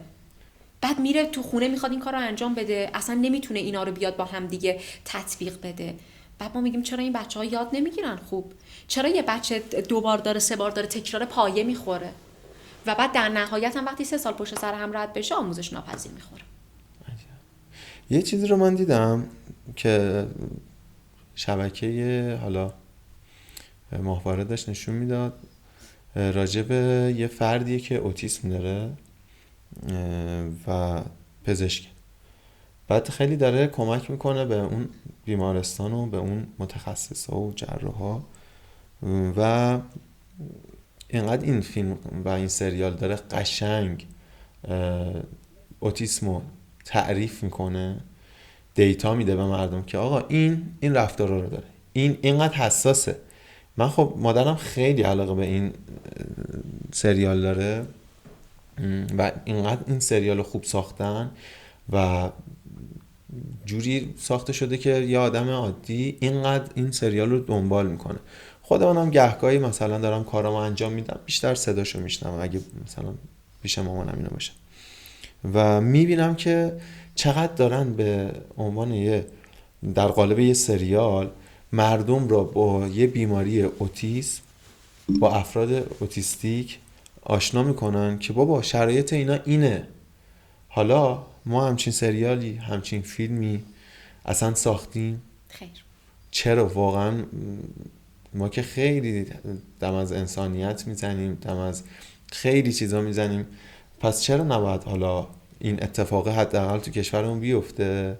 نمیگم مثل اون، چون واقعا اون خیلی با کیفیت بود، اصلا از هر نظر قابل تایید بود و خود منم هر از گاهی شاید بخوام بشینم ببینم که این چقدر روش کار شده و یه نفر اومده اینقدر اهمیت داده. ما چرا واقعا نباید همچین چیزی رو بسازیم؟ من اینجا خیلی صحبت خوبی بود. من اینجا یه صحبتی کنم در مورد خانواده ها. ما الان شما میگید حالا فیلم سازی، این که یه بخش حالا حاشیه قضیه است. تو اصل قضیه هزینه های درمان این بچه هاست که مثلا بیمه باید تقبل کنه و این بچه ها باید خب عضو بهزیستی باشن، کارت عضویت داشته باشن. من یکی از بچه هام 4 سال خورده ایشه و مامانش 2 ماه داره میره بهزیستی که کارت بگیره که بتونه از هزینه این که مثلا دندان پزشکی یه سقفی مبلغی بهشون کمک کنن یا بتونه مثلا یه وامی بگیره برای بچهش یه کاری انجام بده. این مادر 2 ماه داره پیگیری میکنه و شما فکر کنید جواب بهزیستی چی بوده؟ این بچه تا 8 سالگی ممکنه که حرف بزنه و ما نمیتونیم اینو عضو بهزیستی کنیم و شما نمیتونید این شرایط داره باشید. یعنی ساده ترین کاری که دولت ما میتونه بکنه اینه که این بچه‌ها تحت پوشش بیمه‌ای باشن که هزینه‌های خیلی اساسی ترشون رو بده.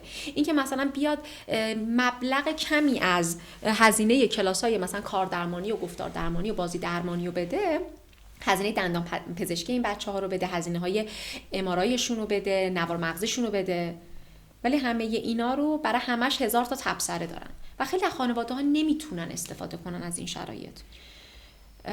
ما توی همچین کشوری داریم زندگی می‌کنیم. ظلمه به نظر من. خیلی. امیدوارم که حالا اگر بتونه این برنامه ما کمک کنه به غیرت خیلی بر بخوره و باعث شه که یه خورده به فکر برن. شاید بچه خودشون این شرایط رو داشت واقعا. و به نظر من یه بچه‌ای که استثنائیه اینقدر هزینه‌هایی داره تا بتونه به زندگی نرمالی که من دارم، شما داری، یا حتی اون مسئول داره برسه.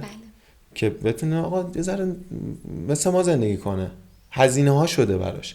پس شاید برای مثال اون دندون پزشکیش دیگه واقعا پولی نباشه. شاید هزینه‌ای نتونن اون خانواده با توجه به این قضیه که بچه‌ها وقتی که حالا مثلا بچه‌هایی که اوتیسم شدید هستن باید حتما بیهوش بشن برای دندون پزشکی. بله، برای دندون پزشکی. بعد چقدر مواد مثلا وارد بدن اینا میشه، خب چقدر برای اینا ضرر داره. بعد خب هزینه خیلی گرونتر میشه قطعا.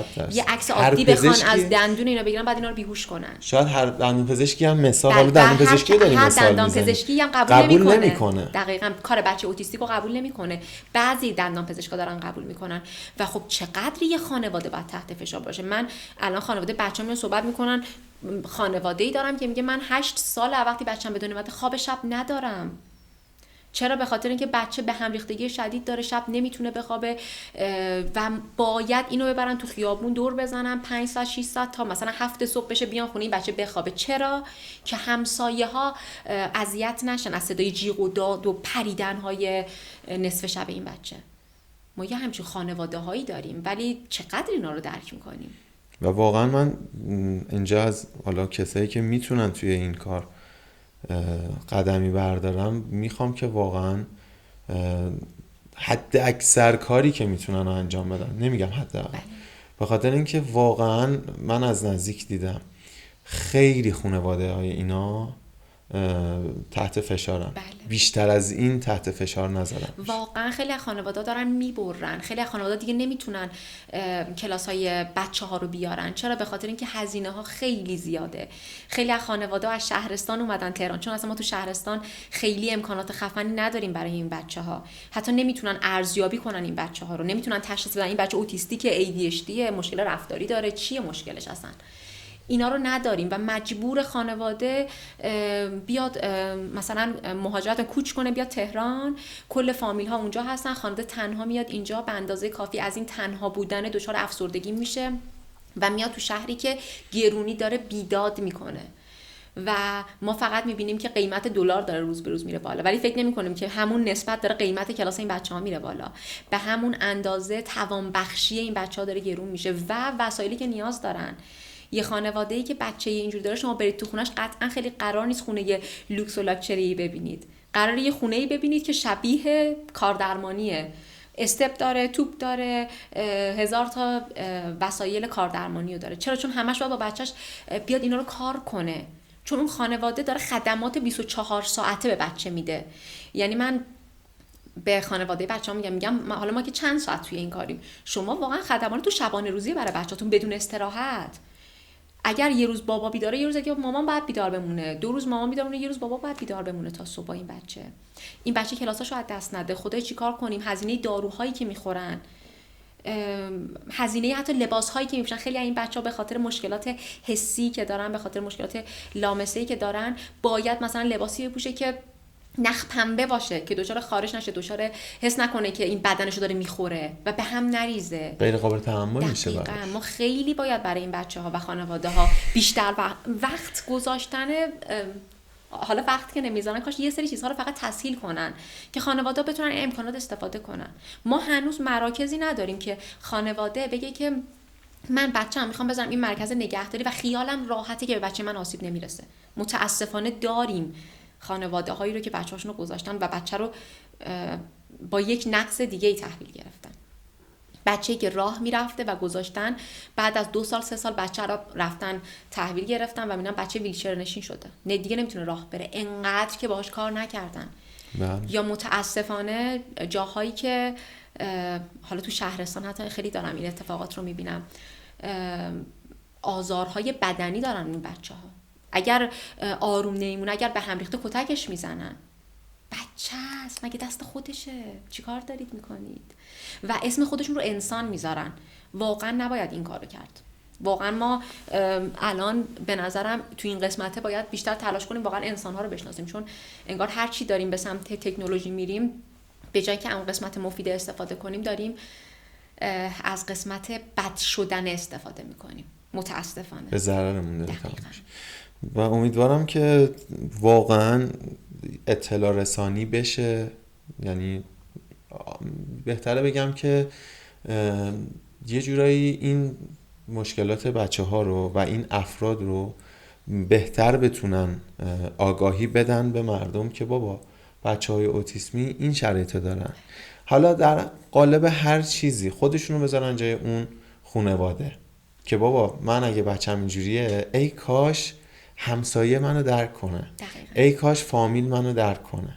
شاید مثال میگم خواهر اون والدین، مثلا یه مادر شاید خواهرش هم درکی از اون بچه نداشته باشه و حق هم داره، چون اصلا ما هیچ چیزی نداریم. من خودم الان تا زمانی که با این فرد کار نکرده بودم هیچ اطلاعاتی راجع به اوتیسم نداشتم، هیچ اطلاعاتی، و اصلا ندیده بودم یه جورایی از نزدیک. و بعدها متوجه شدم که بابا پس اون بچه‌ای که فلان جا دیده بودی اوتیسم داشت، اوتیستیک بود که این رفتار رو انجام میداد. نمیدونستم.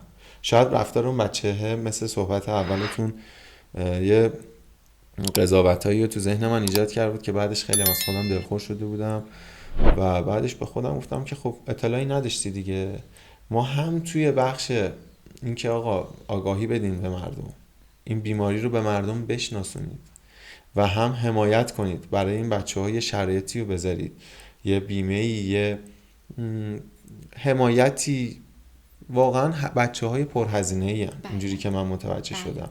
یعنی تو بخش ورزششون یه مربی بدنسازی که من بودم نیاز داشت این بچه و یه مربی شنا، و مطمئناً توی موارد دیگه هم شاید بیشتر از یه آدم عادی نیاز به اون آموزش داشته باشه و همه اینا هزینه داره و اونا باید این مداوم باشه این آموزش. یعنی یه بچه میتونه 3 ماه تابستون بیاد پیش شما ورزش کنه و بره، ولی اینا باید همش داشته باشن این قسمت ها. اصلا این استمرار به اینا کمک میکنه اگر قرار کمکی بشه توی این قسمته.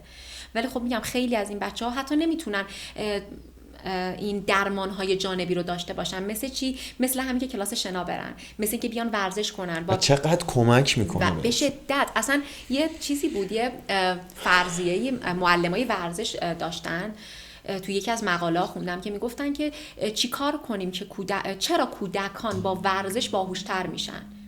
به خاطر اینکه وقتی یه بچه‌ای داره ورزش میکنه توی مغز اون خون رسانی و اکسیژن رسانی بیشتر میشه و جدا از این باعث میشه که یه هورمون‌هایی ترشح میشه که این بچه‌ها از نظر خلق و خو حالشون بهتر میشه، یعنی سطح استرس و اون خشونت بچه‌ها کمتر میشه. همین قضیه باعث میشه که تو مغز بچه‌ها تولید اون سلول‌های عصبی بیشتر بشه و رابطه‌شون هم متفاوت میشه، یعنی بهتر میشه این قسمته. و همه اینها در نهایت باعث میشه که یک بچه توجه و تمرکزش بهتر بشه و راحت‌تر بتونه سر کلاس بشینه و به حرفهای معلم گوش کنه. این قضیه تاثیرش مستقیم میذاره روی آموزش بچه‌ها.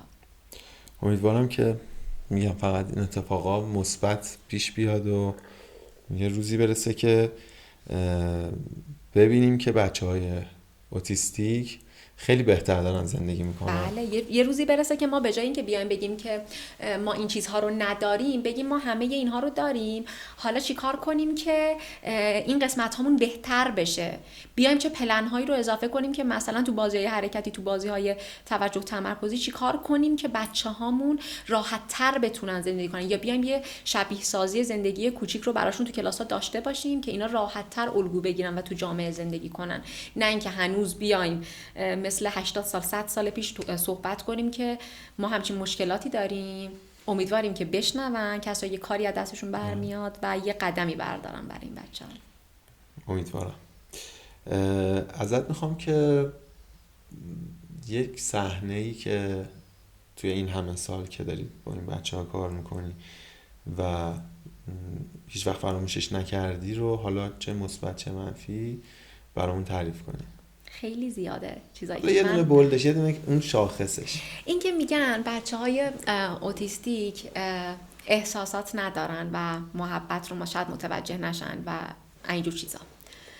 من اولین شاگردم که باهاش شروع کردم، یعنی اصلا اوتیسم رو باهاش شناختم، مهاجرت کرد و من امسال بعد از 1 سال دیدمش. من تقریبا 8 سال با این کار کردم و زندگی کردم باش. واقعیتش مهاجرت کردم و امسال دوباره مثلا برگشتم، به اندازه 2 هفته ایران رفتم و من اولین دوری که اینو دیدم گفتم که این دیگه منو نمیشناسه. و اون همیشه عادت داشت که صورت منو تو دستش نگه می‌داشت، چشماشو اینجوری می‌کرد و هی منو نگاه می‌کرد، بو می‌کرد، مثلا موهامو بو می‌کرد، بدنمو بو می‌کرد و خیلی جالبه وقتی من تو خیابون دیدمش. یعنی می‌خواستم بیارمش پیش خودم یه روز با هم بریم دور بزنیم و اینا، یعنی مهمونی گرفته بودیم دوتایی. اولین کاری که کرد با من این کار بود و انقدر منو نگاه میکرد، بو میکرد، چشماشو برام اونجوری درشت میکرد که یکی از زیباترین لحظه بود و من واقعا فکر میکردم که یادش رفته. به نظرم خیلی یه جاهای اینا خیلی قدردان‌تر از آدمای عادیه. خیلی عجیبه واقعا.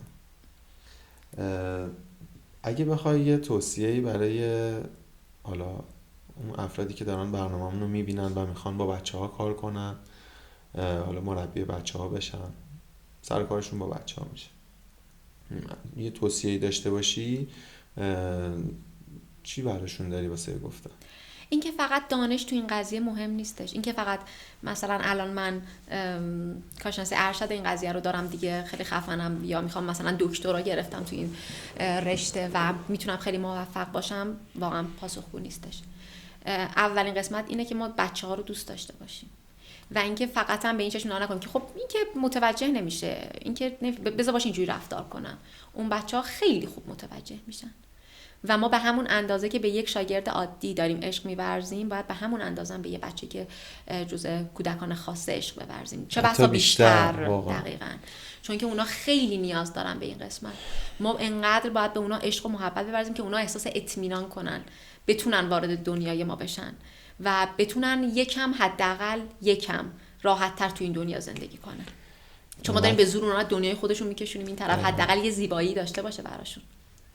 اینقدر من یه جاهای احساساتم غالب شد بهم که خیلی سخت بود سوالا رو هی یادم میرفت، یه جاهایی اصلا انگار که تمرکز نداشتم و این بچه‌ها اون لحظات حالا احساسی شدنشون میمد جلوی چشمم که اصلا یه واقعا تحت تاثیر قرار گرفتم. حالا توی روند مصاحبه هم تاثیر گذاشت.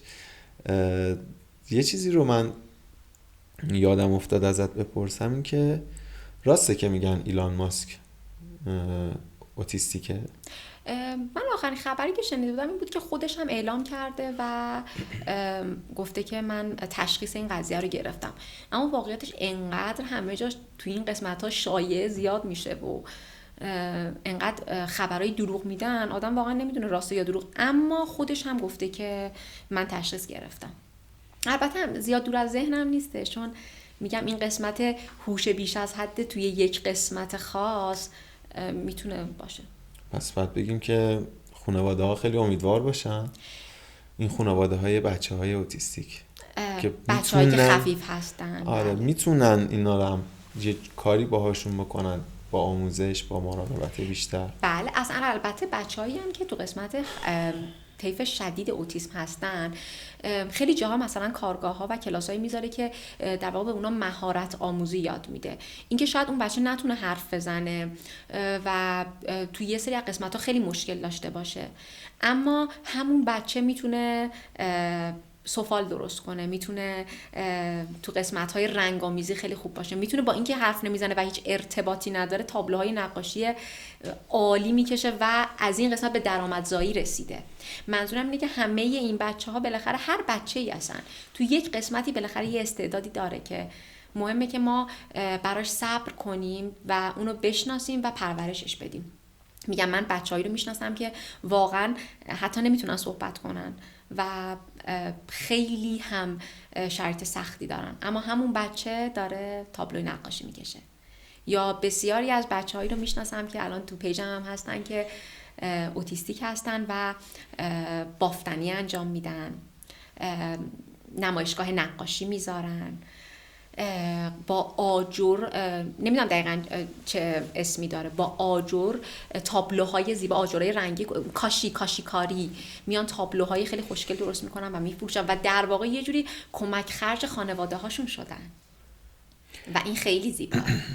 من حالا خودم از حالا توی این مصاحبه بیشتر راغب شدم که بیشتر راجع به اوتیسم بدونم، راجع به بچه‌های اوتیستیک و پیج تو بیشتر دنبال میکنم. امیدوارم که پیجت جوری پیش بره که و فکر میکنم که اینجوری باشه که بیشتر به مردم آگاهی بده راجع به این مسائل و مشکلات و مردم دوست دارم که مخاطبامون شما هم فالو کنن و اطلاعات بگیرن که در مواجهه با این بچه‌ها حداقل با آدمای عادی که هیچ اطلاعاتی راجع به اوتیسم ندارن یه مقدار آگاهانه تر پیش برن و حداقلش اینه که اون خانواده رو بتونن درک کنن. من تو این قضیه خیلی تلاشم، یعنی فقط قسمت حالا بعضیا توی پیجم بحث بیزینسی هستش، برای من خیلی واقعا همین کلا اولویت اول و آخر قسمت آگاهی بخشی مردم بوده و من حالا فقط هم به پیج ختم نمیشه. من تو خیابونم خیلی وقتا میبینم مثلا یه خانواده‌ای دارن اشتباه راجع به این قضیه صحبت میکنن یا حتی یه بچه اوتیستیک دارن که دارن خیلی به خاطر شرایطی که پیش اومده و نگاه‌های مردم دارن خیلی رفتار بدتری رو انجام میدن، میرم و صحبت میکنم و خیلی وقتها از طرف مردم حرفای خوبی نشنیدم، خیلی وقتها توهین کردن ولی اصلا دلسرد نمیشم و ناراحت هم نمیشم، یعنی احساس میکنم که این یه رسالتیه که باید انجامش بدم. من برای اینکه یکی از بچه‌هام برای اینکه بفهمم که چرا بیرون مثلا میریم برمی‌ریزه و این بچه باید وارد جامعه بشه و احساس کردم که خانواده‌اش نمیتونن این کارو کنن، من با شاگردم رفتم پاساژ، یعنی با چند تا از شاگردام تقریبا من همه پاساژهای تهران و اینا رو بردم و یکی از بدترین قسمت ها این بود که وقتی شاگرد من شروع به هم ریخت و بالا پایین میپرید و جیغای خیلی شدید میکشید، من چون حالا مادر اون بچه نبودم، یعنی حالا خانوادم که اینجوری میگن، اینجوری بود که میرفتم تو دل مردم و براشون توضیح میدادم که باید شما بدونید این یک بچه اوتیستیکه و دست خودش نیست، لطفاً شرایطو سخت‌تر نکنید، آقا برید خریدتون رو بکنید، بگذرید، یا در نهایت اینی که کمکی از دستم برمیاد براتون انجام بدم، نهایتش اینه. ولی من میدیدم همه یا میومدن خیلی با تحقیر و نگاه این که خب نیارش، یعنی یکی از خانم هایی که هیچ وقت حالا چهره‌اش هم یادم نمیره، تنها چیزی که به من گفتش که خانم، فکر کنم بچه خودمه، گفت خانم بچه‌تون نیار وقتی نمیتونه تحمل کنه. و من گفتم که خانم این بچه اوتیستیکه، لطفاً رعایت کنید، اصلا ربطی نداره، الان به هم ریخته، من عذر میخوام بابت این قضیه، من عذر میخوام بابت این صدایی که به وجود اومده، اما کاری الان از دستم بر نمیاد. و در نهایت اینجوری بود که اوتیسمه که اوتیسمه، چیکار کنم خانم؟ یعنی حتی اگر اسمش هم نشنیده بود یه ذره به خودش زمان نداد که بذار 2 دقیقه برام یه سرچ کنم ببینم چیه. بابام الان که این همه اینترنت و همه چی دیگه هست دیگه، حتی این کارو نکرد.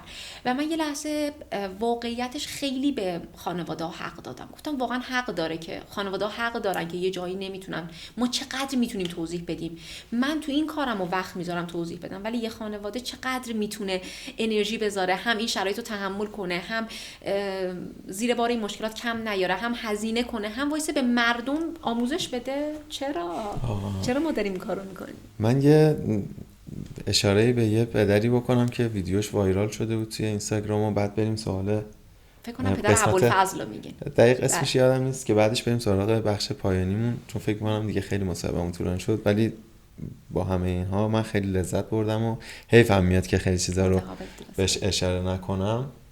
این پدری رو دیدم که راننده تریلی بود و بچه شد سالها بود، حالا سالش رو دقیق یادم نیست، ولی سالها بود که این بچه رو با خودش میبرد و میآورد و واقعا دمش گرم و واقعا شاید کمتر مردی، کمتر پدری بتونه اون پدر رو درک کنه که همین جوریش اون شغل خیلی کار سختیه، خیلی فرسایشیه، چه برسه به اینکه یه فرزند اوتیستیک رو با خودت ببری بیاری. بعد دیدم داشت حمامش میکرد و واقعا خیلی اون ویدیو منو خیلی تحت تاثیر قرار داد و واقعا تبریک میگم به اون مرد، بله. به اون بزرگ مرد واقعا.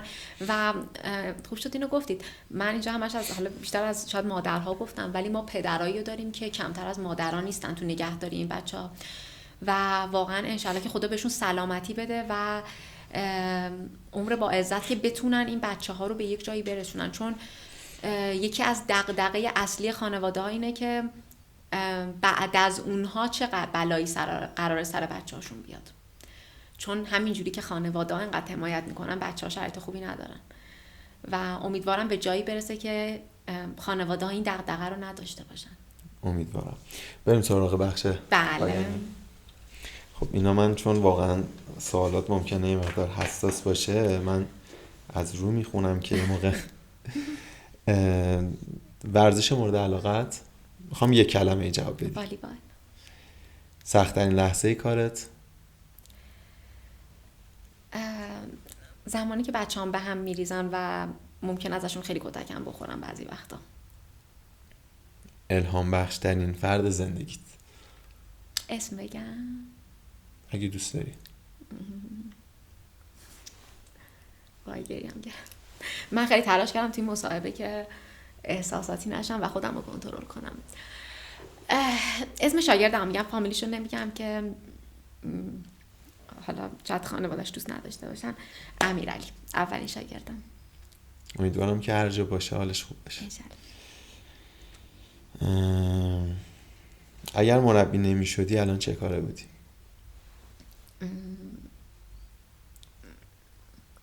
قطعا تو کار بچه‌ها بودم دیگه، یعنی مثلا تو یه کاری که بچه‌ها باشن.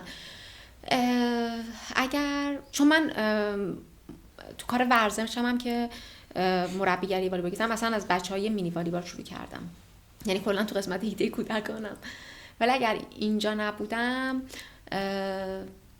یعنی بازی درمانگر نمی‌شدم تو این قسمت، برای بچه‌ها خانه بازی می‌زدم.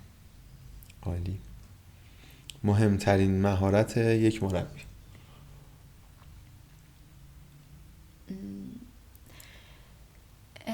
این که عاشقانه بتونه با بچه‌ها ارتباط برقرار کنه، یه تعاملی که کمک کننده باشه. کتاب یا فیلم؟ جفتش. خیلی کدومش خیلی سخت. کتاب. آره. سفر یا موندن تو خونه؟ سفر. صبح زود یا شب دیر وقت؟ شب دیر وقت. بچه‌ها یا بزرگسال‌ها؟ بکن خیلی مشخص. 100% بچه‌ها. 100%. مهاجرت یا ماندن؟ قبلا مهاجرت بود پلنم، ولی الان به مرحله رسیدم که احساس میکنم خب اگه برم بچه‌هام چی؟ و خب فعلا حداقل تا همین لحظه تصمیمم اینه که بمونم و بچه‌های سرزمین خودم رو به یه جایی برسونم. امیدوارم که بتونی موفق باشی و میدونم که هستی. ممنونم. موفقیت یعنی؟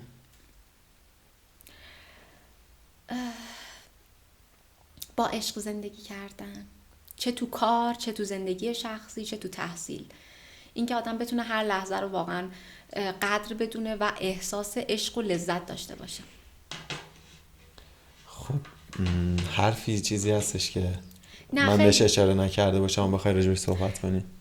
من همیشه بعد از اینکه کلا تموم میشه مصاحبه میگم که وای چقدر حرفای مهم داشتم، ولی الان نه، واقعا چیزی تو ذهنم نیست و خیلی خیلی ازتون ممنونم که این فرصت رو در اختیارم گذاشتین که بتونم یه کوچولو، شاید خیلی خیلی کوچیک قدمی بردارم تو این قسمت که خانواده های این بچه ها بیشتر درک بشن و بچه هام آرامششون بیشتر بشه.